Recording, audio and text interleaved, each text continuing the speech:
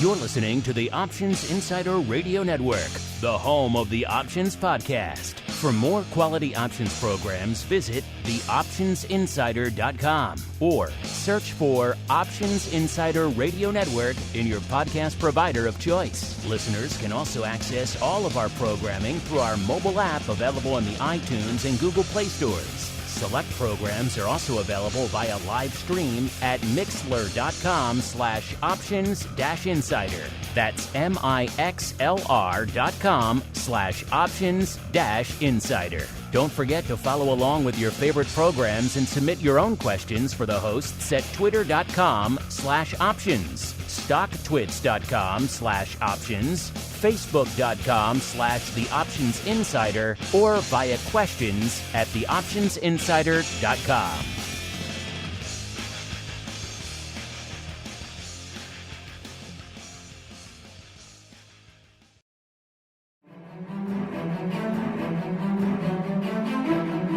The futures markets can be downright scary. Limit up, limit down.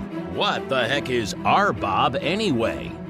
Are they going to dump a truckload of soybeans on your front lawn if you click the wrong button? Come to think of it, maybe you should just stick to your comfort zone. Or you can break out of it with the Futures Rundown. The Futures Rundown is here to help you make sense of these scary markets. We'll analyze all the top futures trading activity, explore the ins and outs of your favorite products, explain exactly how futures work, and hear from leading experts in the futures markets. We'll even tackle all of your wildest futures trading questions. If it involves futures, then you'll hear about it on the Futures Rundown. The Futures Rundown is brought to you by T4 Futures and Options. Elevate your trading experience with the T4 Futures and Options trading platform. Whether you prefer desktop or mobile applications, T4 delivers low latency and professional grade functionality for both traders and brokers. Take advantage of theoretical sheets, strategy solver, MBO, advanced charts, and a suite of powerful features to enhance your trading strategy. Visit ctsfutures.com or search for T4 Futures and Options on Google to register and get a free month. And now, it's time to break into the futures markets. It's time for the Futures Rundown. All right, everybody. That music means it is Wednesday, usually double header Wednesday. Today it is triple header Wednesday, listeners. The producers hate me, putting me to work here on a Wednesday, doing not one but two options boot camps. And then hot off of that, we crack the mic for none other than the Futures Rundown. But I'm excited. I'm raring to go to talk some futures. My name, of course, Mark Longo from theoptionsinsider.com, as well as from the network upon which all of you folks are binging these days. If you like what you hear, throw a like, a star, a comment. This is a brand new show after all, so those likes, stars, and comments and reviews go a long way towards helping new people discover the content. And then, of course, if you want to discover more content in your lives, head on over to the pro, theoptionsinsider.com/pro. If you did that, you could already be listening to this show live right now, as well as, of course, awesome pro Q&As, as well as options, oddities, giveaways, all sorts of fun. Theoptionsinsider.com/pro, the place to go to learn more as we learn who's joining us on the old Futures Rundown program this week. I'm pleased to welcome back our old pal. If you didn't get enough Dan over the last hour, we got Dan squared coming at you with our old pal, Dan the Man Gramza from Gramza Capital Management. Mr. Dan, welcome back to the show, sir. Well, thank you very much, Mark. Great to be here. How does it feel to be on the Dan squared day? The Dan Palooza, we'll call it. I had never thought about it until this moment, but it's gret. We're all living in Danopolis. It's always fun exploring these markets. It's a Dan world. We're all just living in it, sir. How about that? All right. With the team assembled, let's dive right on into the trading pit. It's time to break down all the action that's lighting up the futures markets this week. What's limit up and what's crashing and burning? Let's find out. It's time to enter the trading pit. All right, everybody, welcome to the Trading Pit, where we break down what is lighting up our tapes in the futures market this week. I will give you the list of the top 10 winners and losers, gainers / advancers, whatever you want to call them, out there at the end of the day. But before we get there, Mr. Dan, when you're not talking to us, you have your eyes fixed firmly on the world of futures. What is lighting up your tape this week, sir?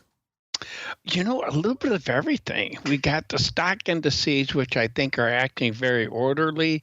The U.S. dollar is stronger, which does make sense in light of our current economic environment. Interest rates, I think, are also orderly. They're doing what they should do with yields where they are. And if you look at energy, that also is acting as it should. I think for crude oil and nat gas, the ags, if you look at just the major grain products, we have some fundamentals out there that are really driving this market. And so I think they all have their story. That's what's so interesting when it comes to futures. We've got these environments that are common. They are all connected in some ways, but also disconnected when you think about individual drivers for those markets. All right, Dan, let's break down some of what's lighting up the tape out there this week. Let's break down our winners and losers. Let me ask you, Dan, you're an experienced futures guy.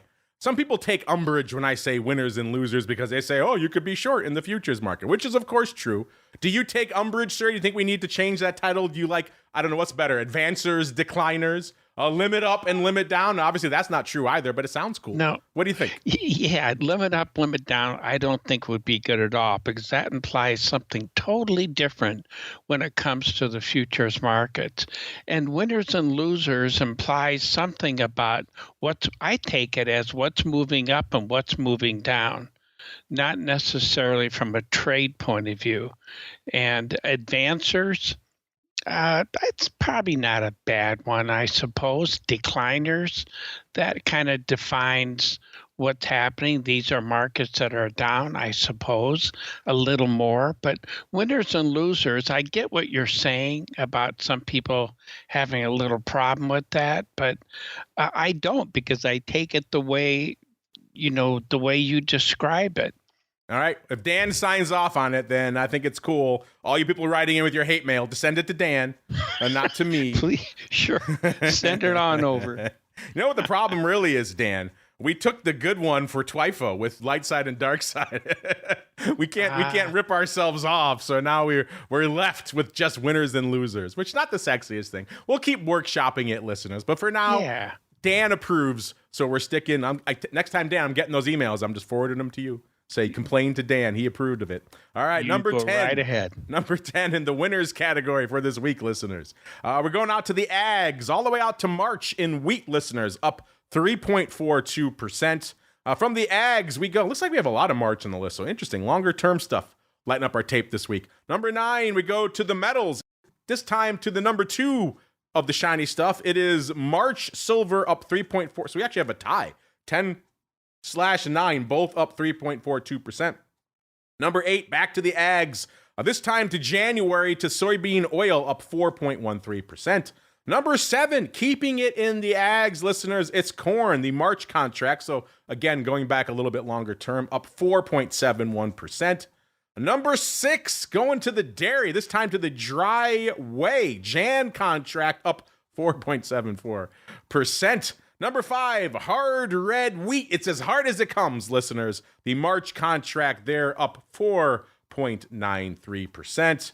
Number 4, listeners, it's coffee. Coffee, you've been listening to the show for a while. You know that coffee's been on a bit of a rampage the past year, and so has cocoa. A lot of seed names out there. In fact, we got cocoa coming up in a little bit, but coffee gaining 6.72%. Again, that is in the March contract as well. So a good week here for coffee. Number 2, this is, if you listen to our Twifo show, listeners, you know this product is nigh on inescapable. It is nat gas. Not going very far at all. We're going to Jan and nat gas, which makes sense. A highly seasonal product in nat gas. And Jan, right in the teeth of winter there. The nat gas Jan contract, this listeners, up nearly 11%, 10.98%.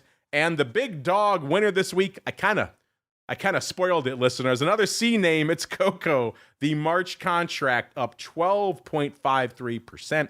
Dan, we got quite the representative sampling in our winners for this week. We've got ags, we've got precious metals, we've got a little bit of dairy, we've got a sprinkling of coffee, a little bit of canola, and for good measure, some nat gas. Dan, what are your thoughts on our list of winners this week? Any surprises, any takeaways, sir?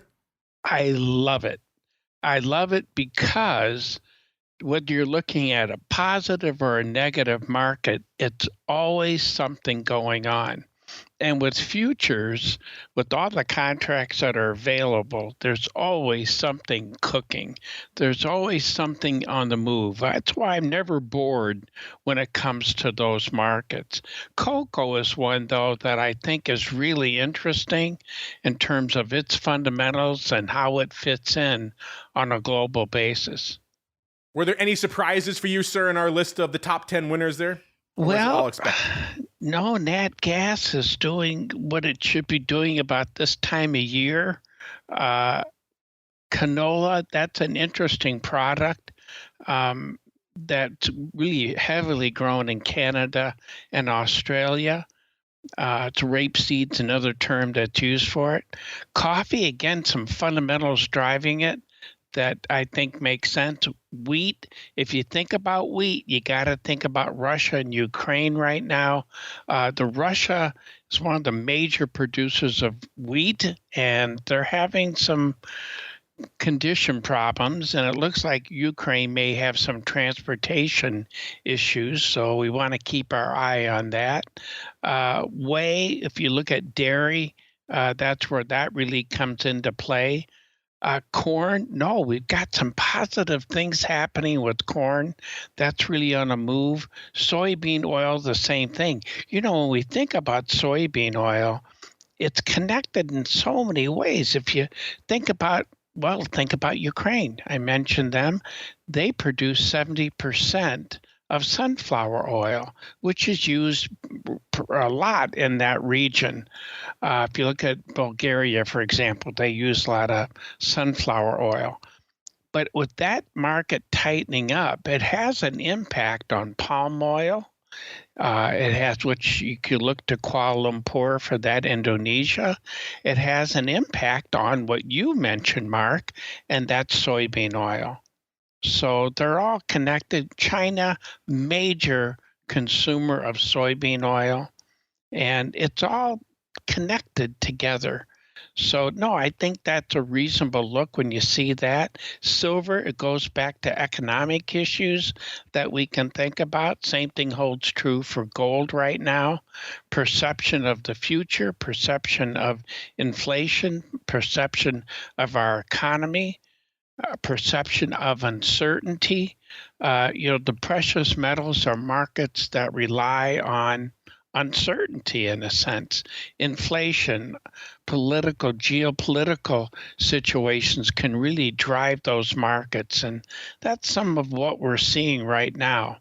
So I think about those markets, and now to the upside, it's reasonable, I think. All right, let's see if our dark side / losers are reasonable, Dan. Again, if you don't like losers, listeners, send that hate mail over to Dan at dangramza.com. Number 10, listeners, on our list of big old stinking losers this week, listeners. We got the Dow futures off 1.61%. The DEES contract, there's been a lot of weight on the Dow of late, while some of the other indices have been doing a little bit of rally-ho. The Dow's having a hard time getting out of its own way, it seems like, of late, as reflected by coming in at number 10 this week. Number 9, we're off to cotton. Not cotton number 1, not cotton number 10. It's cotton number 2, listeners. The March contract off 1.88%. Number 8, U.S. Midwest Steel. The DEES contract off 2.33%. Obviously, there's a lot of back and forth on the steel side, given the pending prospect of tariffs going on over there. Number 7, to the ags we go. It is to the livestock this time, though. Lean hogs, this time to February. So we're all over the place on the expirations on the losers this week. February contract off 2.61%. Number 6, we're going to straight equity volatility. It's the DEES VIX contract off 2.78%. Again, don't send your hate mail, percent to percent. I don't care. I've moved on. You need to move on too, listeners. Number 5 and number 4, we take them together. They are the DECE Ether futures, the micro and the regular, off about 2.85 and 2.86 respectively. Number 3, as the Brits say, the old rolled aluminium, the Feb contract off 3.2%.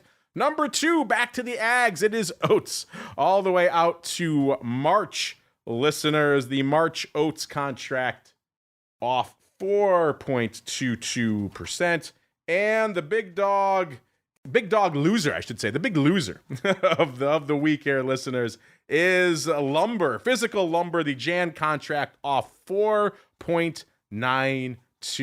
Mr. Dan, sir, any surprises for you in our list of losers, the Dan approved list of losers this week, sir? Well, before I say anything about these, Mark, can I retract my thoughts? You got me thinking as we're going through these markets. I think the word here, maybe losers, instead of losers, decliners. Oh, see, now you're back. They got to you already, didn't they? They already have sent you the emails. The big losers lobby. They've already paid you off, Dan. I like the term that you use it. In my mind, it fits. But for someone who may not be familiar with these and thinking about it, decliners probably is a better word, and the other ones are advancing, so that's a positive thing. And there is opportunity in all these markets. That's what's so great about trading in general. Who cares if it goes up or down? I don't have a bias. I just hopefully find the opportunity that the market gives us. And this list that we're looking at here, I don't think there's too much here unreasonable in terms of market action. Some of these are kind of thin, so there's not a lot to do with them in that regard. The Dow, and maybe people are wondering, well, hold on a minute, why is the Dow down if other indices are up, like S&P and the NASDAQ? Well, you want to remember, it's the calculation of the index that makes the difference. In the S&P and the NASDAQ, they're capitalization weighted, which means you take the price of the stock times the number of shares outstanding. That gives you the capitalization of that stock. So if you have high-priced, high volume in terms of outstanding shares, those stocks are going to have a big influence on the index. Here, when it comes to the Dow, it's an arithmetic index. It is not capitalization weighted. So the impact of stocks on this index is different than it is in the other two. So they don't necessarily march to the same beat of the drum in terms of direction. So that's one of the reasons why you're seeing the Dow down a bit, where you may see the other indices up. All right, listeners, and if you're wondering how much of this price action on the week is coming for today, let's look really quickly what are our price jumpers today here, listeners. Let's go to the green side first. We got a lot of crypto popping today, listeners. Number 5 and 4 are both ETH popping over 4% just today. Number 3 and 2, it's all Bitcoin, listeners. Bitcoin popping 4.75% on the future side today. But nothing can unseat the king today, listeners, which is Nat Gas popping 5.41% just today. Moving to the red, listeners, we have number 5, again, the U.S. Midwest Steel losing a little over 0.5% just today. Number 4, we have the Ultra Bond off 0.6%. Number 3, we have physical lumber off also 0.6, about 0.62%. Number 2, we have the VIX giving up 2.61%, and the number 1 loser on the day is coffee off nearly 4%. I could run through some of the most actives for today, listeners, but you know what? I want to make sure we have some time to get to one of our topics that I know has been puzzling a lot of you, and I think who better to do it with on the show here than Dan? So without further ado, let's get into a little bit of Futures 101. It's time to shine some light on this mysterious marketplace. It's time for Futures 101. All right, listeners. Welcome to Futures 101, where we attempt to demystify this sometimes mysterious, arcane, intimidating, just obtuse marketplace known as futures. And today's topic is a frequently asked question for a lot of you out there, which, Dan, it all boils down to pretty much why the heck do futures month codes, why do they make no sense, Dan? That's the question we get all the time. And you know what, listeners? I feel your pain on this one. The month codes for futures, I think to call them impenetrable, kind of weird, off-putting, bizarre, I think all those adjectives apply. If you're not familiar, listeners, you're very new to the world of futures, just type CME contract month codes into your browser. Again, we're going to go off CME. They are the big dog in the futures world. There are other exchanges that do things differently, but for a lot of what you're trading, it's going to be through the lens of CME. Allow me to just break down the contract month codes for you, listeners. So our year begins. Again, these are the letters that are associated with the month.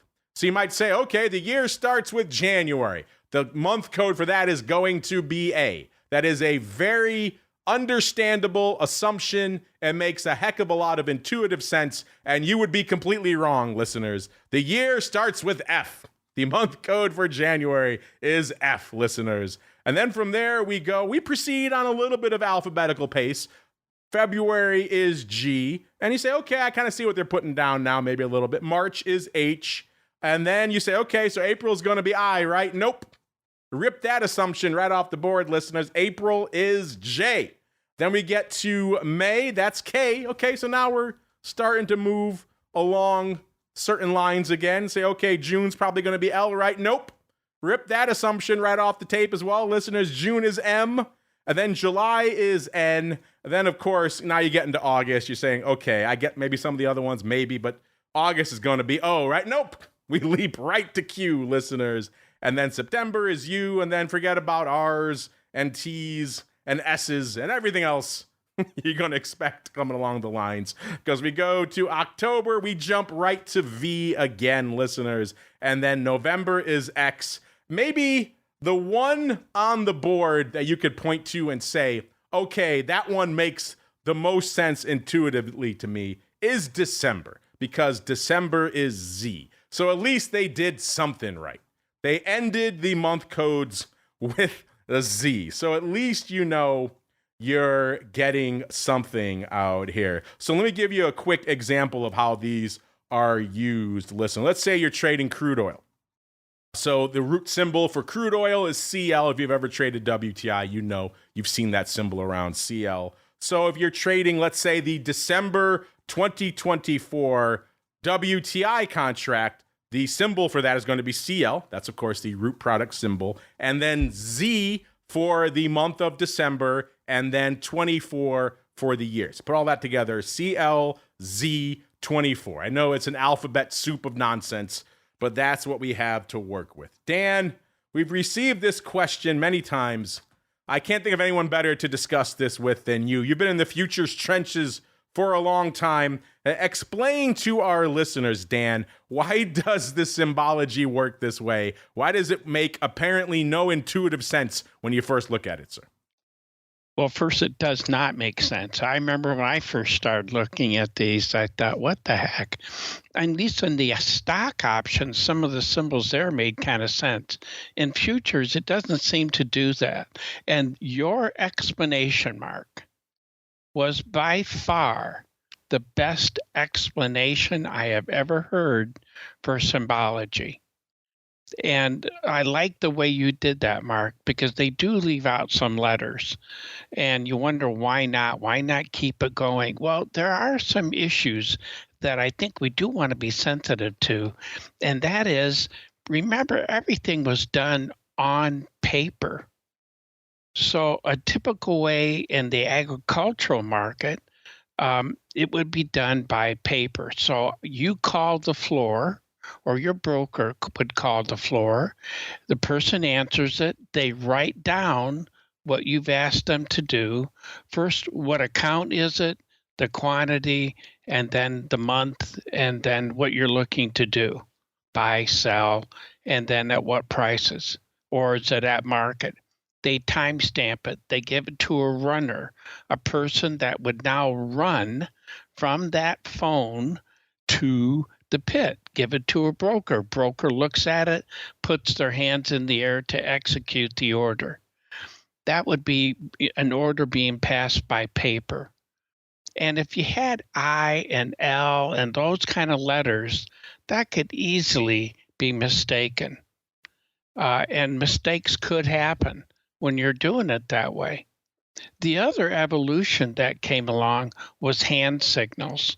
In some pits, you could do that. So it's very common in the stock indice pits, for example, or crude oil in New York on the floor there. They also did it they referred to it as arbing, a symbol, or arbing an order. So now instead of writing it down, the hand's put in the air. If the hand is facing towards you, you're buying it. If it's facing away from you, you're selling it. So you're telling a clerk in the pit what you want to do. So if you want to sell, your hands now, your palms towards them, you take it, I'm selling it. But when you touch your face, you're showing quantity. So if you put an index finger on your chin, you're buying one contract, and then you'd have to tell them possibly what that symbol is, what it is you're trading. If it's a dedicated pit, you don't have to worry about that except for the month, because in different pits, different months could be traded within that pit. So, for example, the euro dollar pit, that had, that traded out many years into the futures, 10-years into the future. So there they use different colors to represent years instead of the numbers, flashing the numbers. So the hand signal, if I took it away, my hand away from my face and put it to the side, now you have to show price.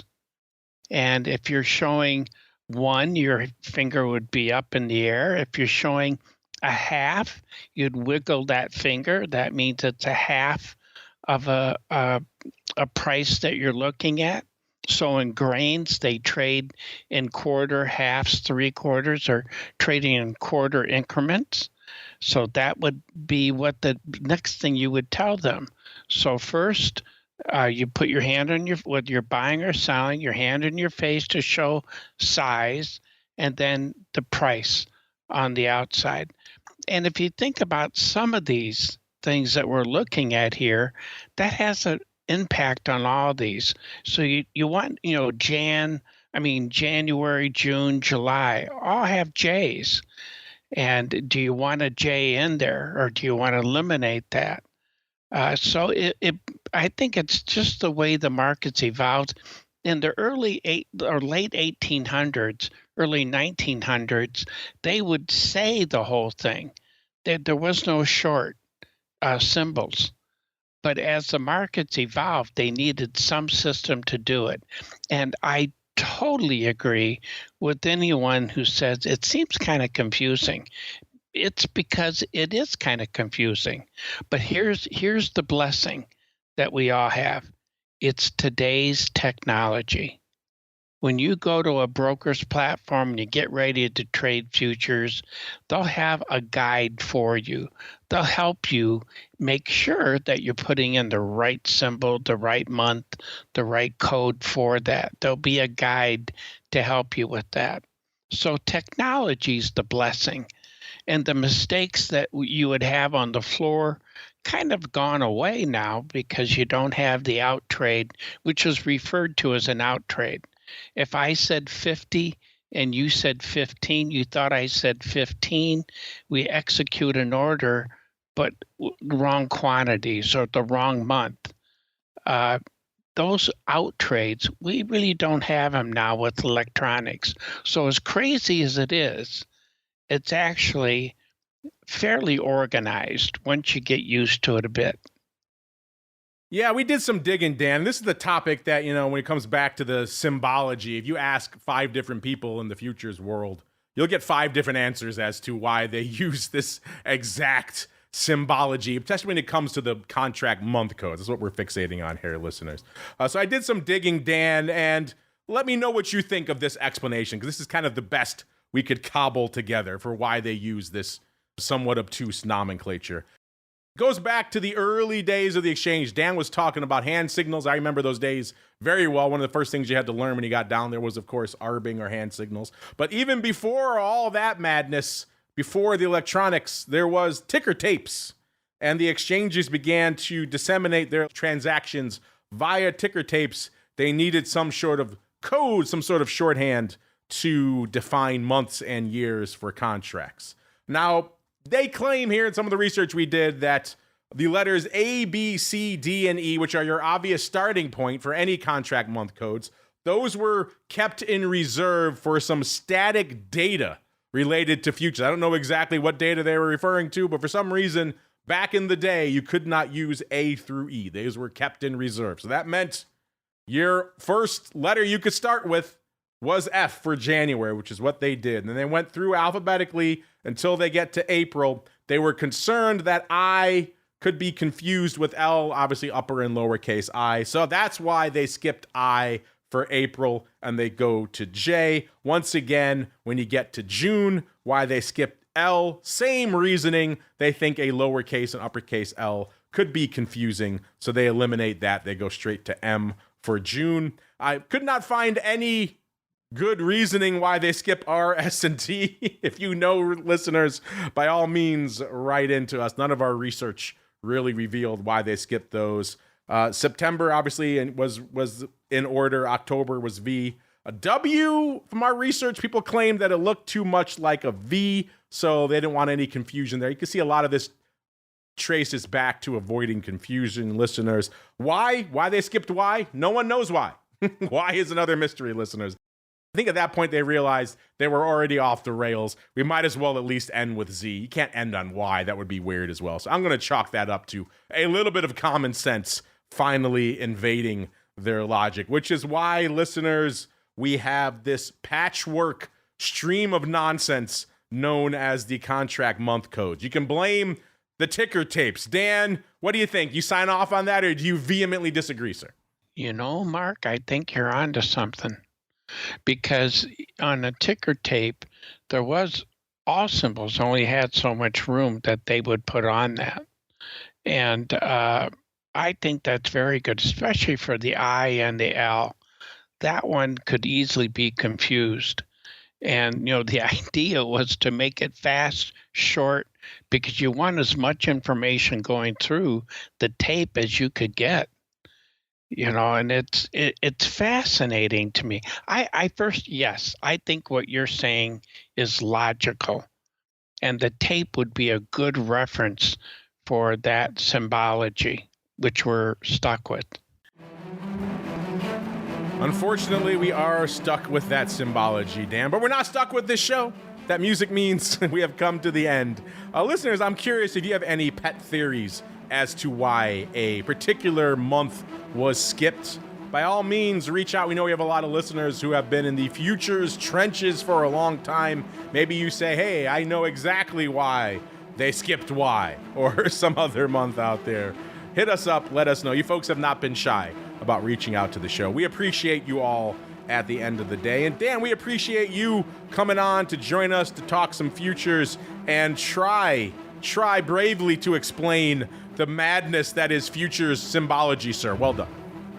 Well, it's always a pleasure to be with you, Mark. And Mr. Dan, before we go, if folks want to check out what you have cooking, maybe they want to reach out to you to discuss some symbology or to give you, I guess they've already reached out to you. They've already gotten to you on the winners and losers. We can't use that anymore. So thanks, Dan. But if folks want to reach out to you for other stuff, where should they go? What should they do? I have a website, dangramza.com. I do a daily video There's a free video, and there's also a more advanced video and a course. But the free video, every day the market's available, that's there. We talk about some of the fundamentals driving a market. I select out of 22 different markets, 6 different sectors. We go through each one in the advanced video. The free one, I grab a few that are cooking for us to talk about. You'll see red and green lines, which represent buy and sell signals. These are not buy and sell recommendations, but just want to show how a trade could be identified and managed. And you can go back over 10 years to look at what those videos, what I was saying in those videos back 10 years, just to give you a reference of what's going on. So if you've never looked at futures, that could be another reference besides listening to the show that you may want to check out. Check him out. He's got great stuff there. Dan Gramza, GRAMZA.com, the place to go in between listening to episodes of this program. And of course, while you're searching for things online, visit our friends over there at ctsfutures.com. They are the reason you have this show on your device of choice. After all, listeners, or just type T4 futures and options into any browser on Google. Once you get that, you get a code to get a free month. So kick the tires and light the fires over there at CTS Futures. Tell them you heard about them on the Futures Rundown. They'll be very happy to hear from you. That's going to do it for us on our triple header day. I finally get to rest my voice, mercifully, listeners. But then I'm back again tomorrow with just a plain old double header. This week in futures options and the option block. Friday, of course, volatility views, and we're back one final time exclusively for our pro friends with a little bit of options oddities where we talk the weird, the wild, the wondrous paper that is lighting up the options market. If you want to check that out for yourselves, only one place you can get it, theoptionsinsider.com/pro to learn more. Then we're back again next week, all the way through to next Wednesday, another episode of the Futures Rundown. Stay safe out there, everybody.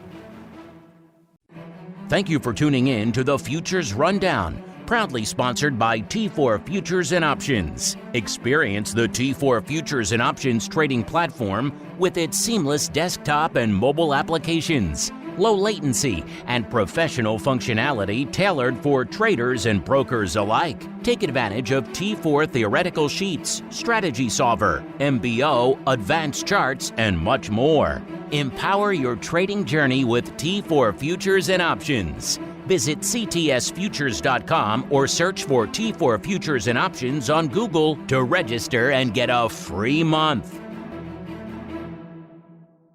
You're listening to the Options Insider Radio Network, the home of the Options Podcast. For more quality options programs, visit theoptionsinsider.com or search for Options Insider Radio Network in your podcast provider of choice. Listeners can also access all of our programming through our mobile app available on the iTunes and Google Play stores. Select programs are also available via live stream at mixlr.com/options-insider. That's mixlr.com/options-insider. Don't forget to follow along with your favorite programs and submit your own questions for the hosts at twitter.com/options, stocktwits.com/options, facebook.com/theoptionsinsider, or via questions at theoptionsinsider.com.